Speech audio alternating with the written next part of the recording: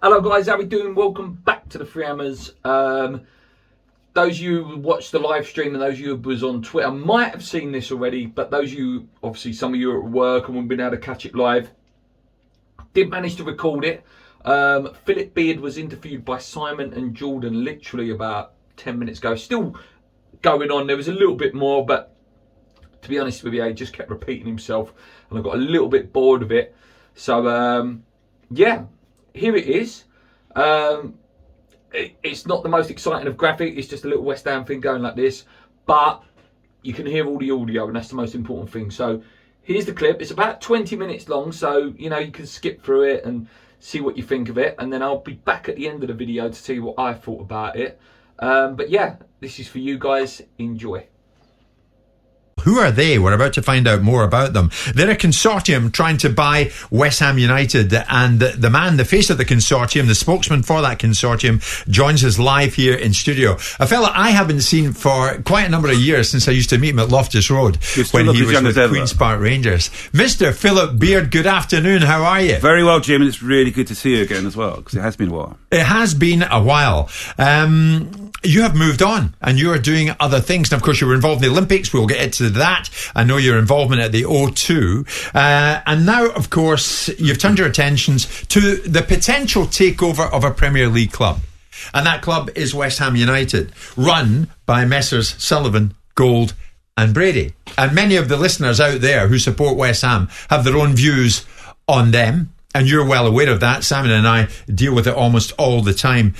So where should we go with this, Phillip? First off, tell us, who are PAI Capital? Well, we're PAI Capital. We're a private equity group, investors in different businesses.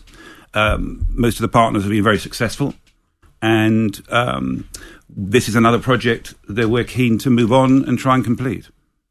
So most of the people involved are pretty wealthy individuals. Are they based in London? Are they based abroad? We're based in Savile Row in London. All of them based in London? Yes. Okay, because there was talk, we heard Dubai get mentioned. That's nonsense, is it? No, all based here? Some of the partners split time between different businesses, but they're all based primarily in the UK. Okay. So is it the case that you've made one bid and that bid was batted back? Well, what I'm trying to do is put the record slightly more straight. You know, we're keen, and I've got utmost respect for Mr. Sullivan and Mr. Gold and Karen Brady. But we're interested for two or three reasons. One is we think we could do something with West Ham. We think that if the price was right, they'd sell. So we put together a bid. We provided proof of funds. And for some reason, West Ham said that they hadn't had a formal bid and hadn't had proof of funds. So I think it's only right for West Ham fans to know there has been a bid. The challenge seems to be that Mr. Sullivan seems to have a much higher value. And, you know, at the end of the day, whatever you spend on a business, especially football, the more you spend, the less you can invest in the team and the squad. And so there's a realistic value, we think, that is acceptable, should be acceptable, pretty much we thought was accepted. And now the goalposts have changed, literally. Okay, so the goalposts have changed. Can you tell us the nature of the bid? I mean, are we talking in the region of 400 million?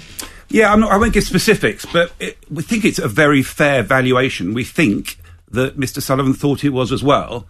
But, you know, Simon knows this, you guys know this. If somebody decides to change the valuation of anything, it's their prerogative. And David Sullivan and David Gold have the majority shareholdings in West Ham United, been there for 11 years, passionate about the club, I'm sure. But we would like to try and do something there. And part of the reason is that I have this issue around football clubs, and particularly the Olympic Stadium, being underutilised.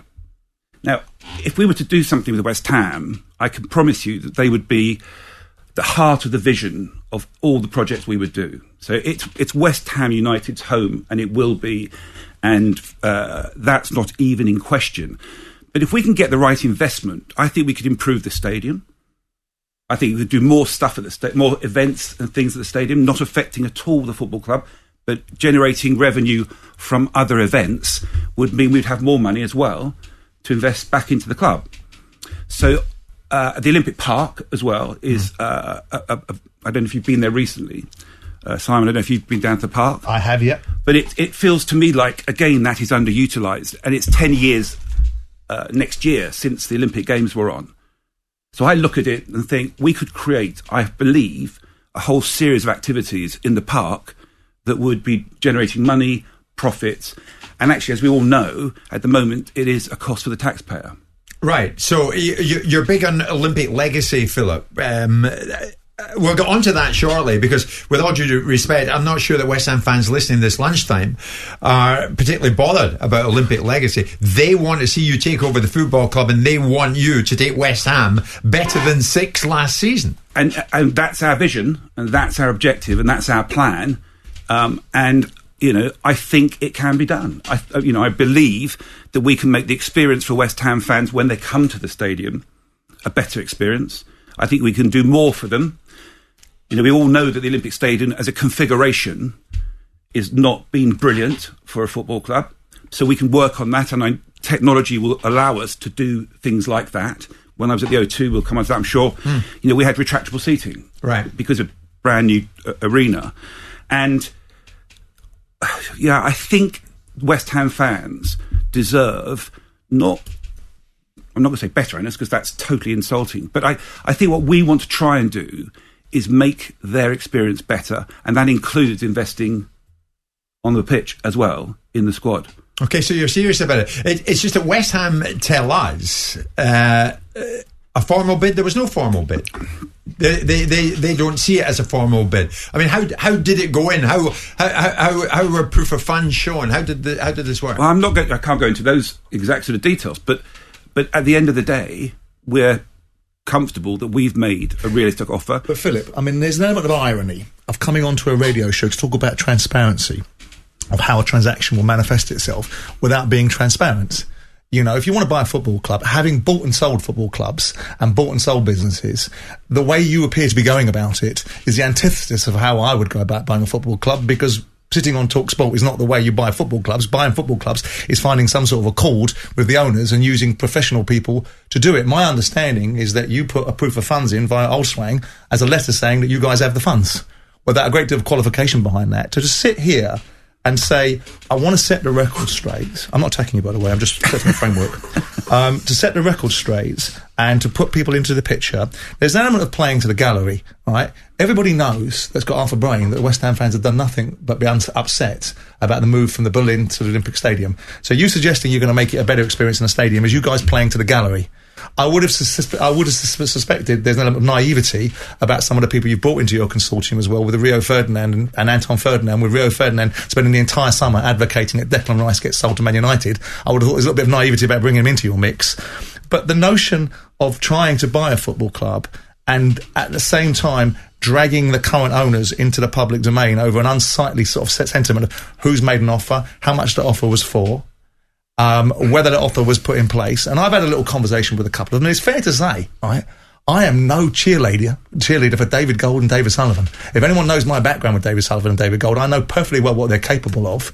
But it's their business. And if you knock on the door, right, and say, I want to buy your business or your house for XYZ, and they say no, and we want XYZ, we want more than that, you can't sit in the public domain crying foul because you don't like the fact they want to get more money for their business. That's up to them. But I'm trying to get an understanding of, it can't be a difficult question. Proof of funds is not difficult. I went and bought a football club. I went in with a checkbook and I wrote a cheque out. So you've shown proof of funds is not difficult. You've shown proof of funds and you've made a bid. Exactly that. And you know, the reason I've come on here is because Jim White asked me to, and I like him a lot. But also, it was a chance to just explain what we did. And Simon, I hear you, and I've been in business for a long time, and negotiations ideally are handled and negotiated without having to go and say too much to other people. Mm-hmm. But football is different, and you know better than anybody. And the reality is that when we were told that we hadn't provided a bid or proof of funds, there was no option than to at least address that and explain that we had. And I'm not going to go into too much detail about it, because I think that is private, because we have done it, but we are preparing a second bid. You can't argue it's a public. Hang on, Simon. You are preparing a second bid. Yeah, and I absolutely can, because I can decide what detail I want to go into. I'm trying to let the club and the fans know that, you know, we are serious. We're very serious business people. We have the funds.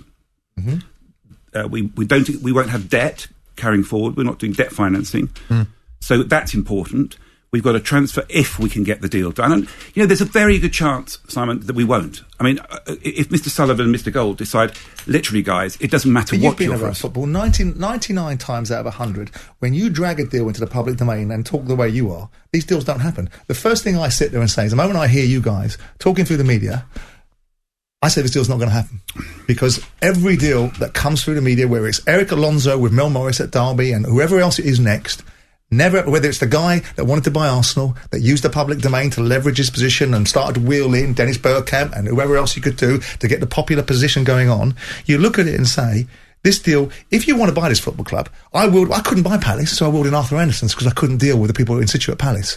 I'm surprised that you aren't wheeling in Rothschilds. I'll tell you what, Sullivan and Gold are difficult to deal with. They've got a valuation. We're not getting on very well. We'll bring in proper people to do a deal rather than flap our gums in the media. Are you doing that anyway, Philip? Are you bringing in somebody Hold on.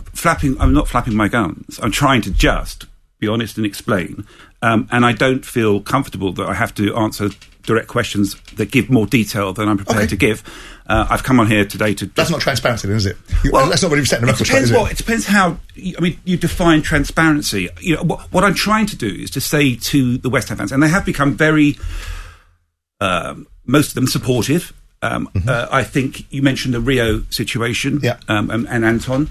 I think it's fair to say, and you know this as well, I'm going to keep saying that during the interview, I suppose, but at the end of these players, whether Declan Rice stays or goes, or Harry Kane stays or goes, will be legends at the clubs that they were at, hopefully, and go on. Let me finish. Go on to bigger. But you're utilising them from a PR. But I tell you what, Philip, take a break for a second, because we'll take a quick break. We'll return to this.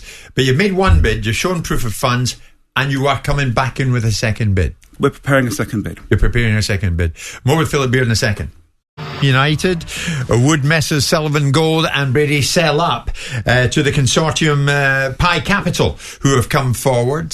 Sullivan Gold and Brady are saying quite flatly the club is not for sale, but PAI think differently. Phillip Beard, who is spokesman for PAI, is with us here in studio and has confirmed, Philip, that one bid went in and was rejected, that proof of funds were shown, although West Ham United deny that.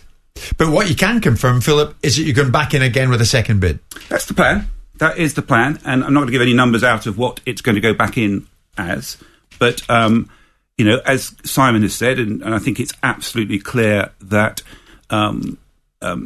Sullivan, Mr. Gold, Karen own the club, particularly Mr. Sullivan and Mr. Gold, and it's their right to turn down any offer. And, there have been other offers, I think, not that I'm been involved in at all, but that's the nature. And I also take Simon's point.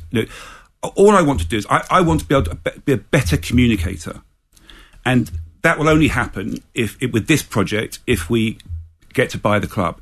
But, I think one of the things, and I'm sure we'll come on to keep you up, but one of the things that really is important to me is that fans, and I mean this absolutely, are everything to a football club. And you know that. You run a football club. Absolutely. And, when I go to games, I mean, just on a side issue, just briefly, what an amazing weekend of sport that was. Yeah, absolutely. I mean, from fans back in the stadiums. Watching Brentford playing Arsenal, and the passion of the fans, the passion of the players, the passion of the manager, the great picture of him going up to that little girl or boy afterwards was outstanding. And that's what sport should involve, absolutely. 100%. And so communication is really important. Yeah. The next morning I watched, just to finish at the point, I watched New Zealand play Australia. What a game that was. And then the football on Saturday over the weekend was also outstanding. Of course. And the goals, culminating and the on Sunday with West Ham United going to Newcastle and winning. And finishing off with one of the best days of Test match cricket I've seen. When you look when you look at investments, like you just seen one recently, and you're not going to tell me the number, but I'm going to throw numbers at you. If you look at Palace recently, they've just got 90 million quid in from an American investor for 20% of the business. That must value Palace. I can't believe it does, but it values them at 500 or 600 million quid. This is the sort of territory that you guys are going to have to get into to buy West Ham. Are you in that territory without putting a specific number to it? Again, from a business point of view, there has to be a realistic value on any business you're involved in. Yeah. and football is no different.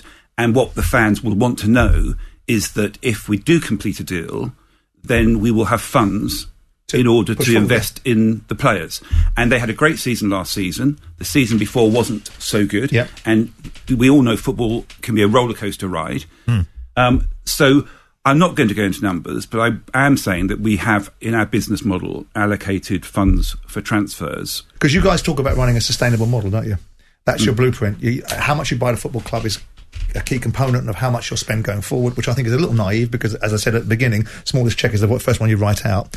But aren't you doing the same thing as Gold & Sullivan are doing? Don't they want to run it as a sustainable business? Didn't they want to nick it off the other guys for 2 and 6? Don't you want to get it off them as economically as possible? And don't you want to run it the same way that they want to run it? Well, except maybe communicate better with the fans. No, I think that we have. Well, I know we've got, a business plan that I think will work. Part of that will be that we've been talking with the London Legacy Development Company. Yeah.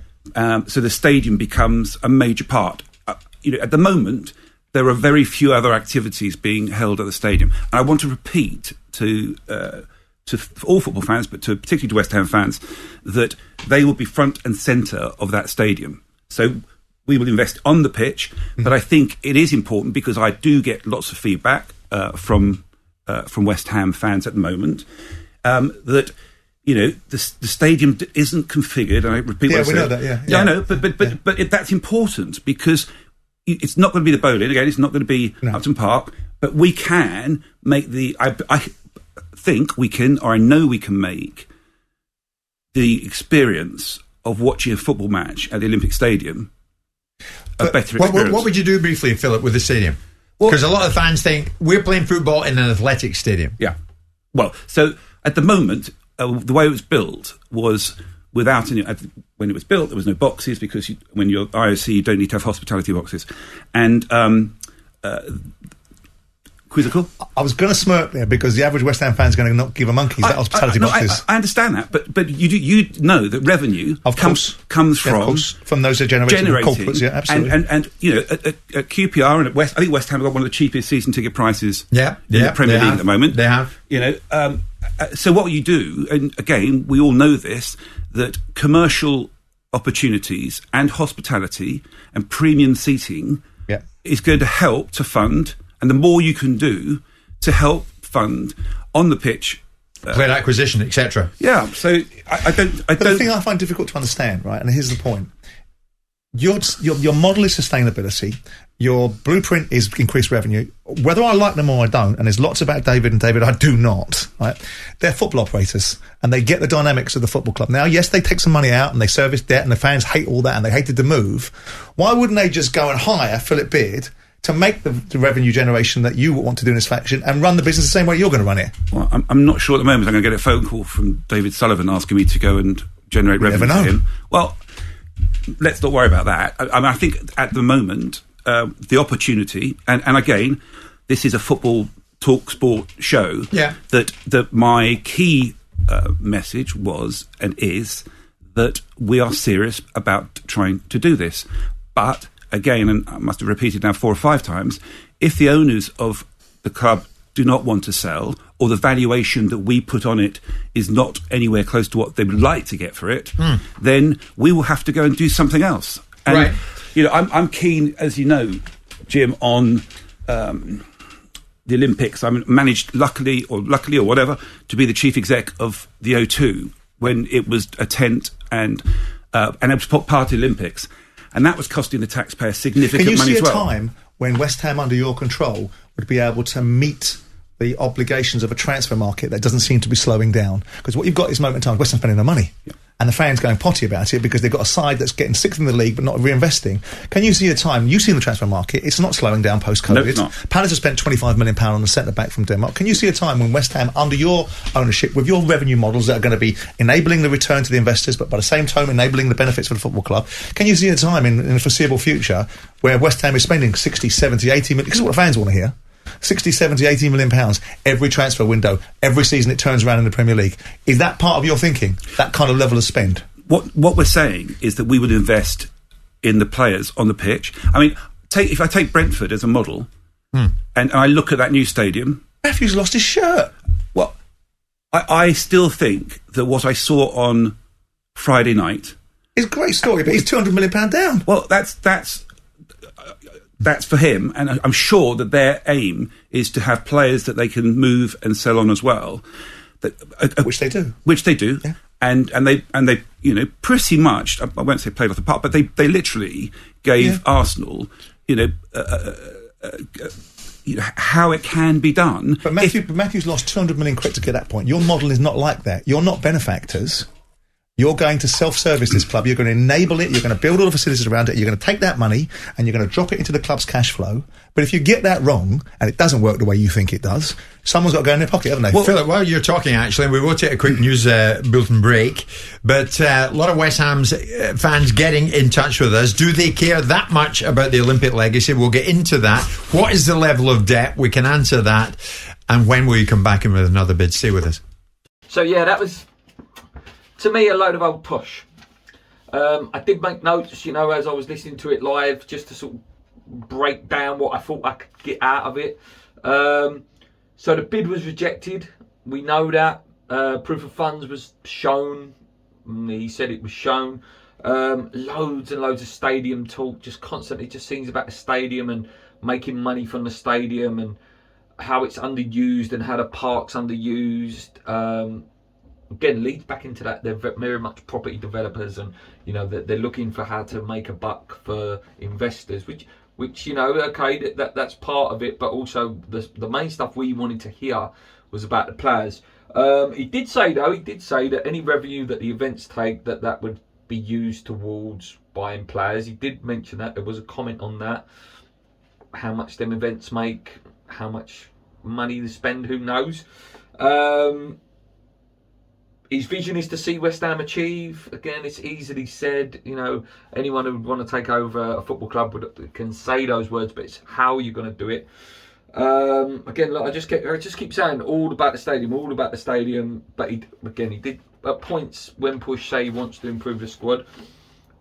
Jordan did well, I thought. Simon Jordan pulled, and I don't like Simon Jordan, but he pulled him up. He said, you can't come on here talking about transparency of a deal and how you're not prepared to say like how much you're going to invest and how much money the people have got when you're coming on a public radio station and basically saying that Gold and Sullivan are publicly pulling you out. And he also pulled him up on things that we're all aware of. That he was naive using Rio when Rio has spent the whole summer telling Declan Rice to join Manchester United, which I liked. I liked that he pulled him up on that. But then he sort of went on and said about Rice, Jack Grealish's worth 100 million, Rice worth 100 million, and your club has to become a sustainable club in terms of buying and selling players. Again, that doesn't sit well with me. It's again, I understand like a model, and he was very much on the Brentford model of you create these great players like Ollie Watkins and Matty Cash, people like that. Sorry, not Matty Cash, Ollie Watkins, Ben Rama, and then you reinvest the money and constantly have it like that. Yeah, no. And then Jordan was like, okay, West Ham fans want to know that you're going to consistently spend like 80 million a summer. Every summer, 80 million is going to be on the table to buy players. Can you sort of say that you'd be able to do that? And then he went back to you look at Brentford, they sell players and they've got that. So it's as if you want that 80 million, you'd have to buy well to sell well to create money, rather than if we sold well, there'd still be 80 million on the table to spend on players. And I didn't like that. It doesn't sound like they're interested in what actually happens on the pitch. They have to say those words, but the actual passion when he talks comes about the stadium and what they want to do with it and what they want to do with the park. And what else was said? They did say they're preparing a second bid. The only thing I did like and took out of it was that there will be no debt. It won't be a financial thing like Manchester United. I know Gonzo's been pushing about that. He believes a good chance that the deal won't happen. And again, Simon Jordan did pull him and said, these deals never play out well when it's done publicly. It's usually done on the quiet, as we've all been saying. So, very unlikely that it will happen as well. Couple of points he did say it's important to him that the fans are communicated to well. It's something that he feels he would do if West Ham were to come into his hands. again, funds would be valuable for players, and then there was a little bit about how will you create money, and it was like building more boxes and hospitality to fund players, which again, does the normal West Ham fan care about an executive box and hospitality? Not really, but I sort of understand that the money comes in from the big money, and you do need to have that in place. I don't like it. I really don't like it. Who knows what this second bid's going to be? Jordan made the good point of 90 million, bought 20% of Palace, which, will put them around the £500 million mark if you was going to go and buy 100 million of the club. I don't know. I don't like it. The more I hear from these guys, I don't like them. They don't sound, it's not, they don't sound like West Ham thingy. Again, they would have been better staying quiet and then just doing it.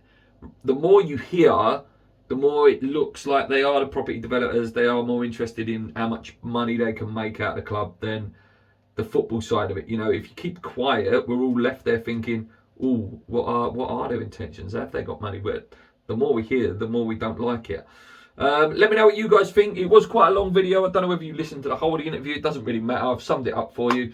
Until next time, guys, hit that subscribe button. Come on, you irons. Keep believing. One day we will be taken over, and one day it will be a better tomorrow. But until then, let's not jump out of the frying pan into the fire. Let's go.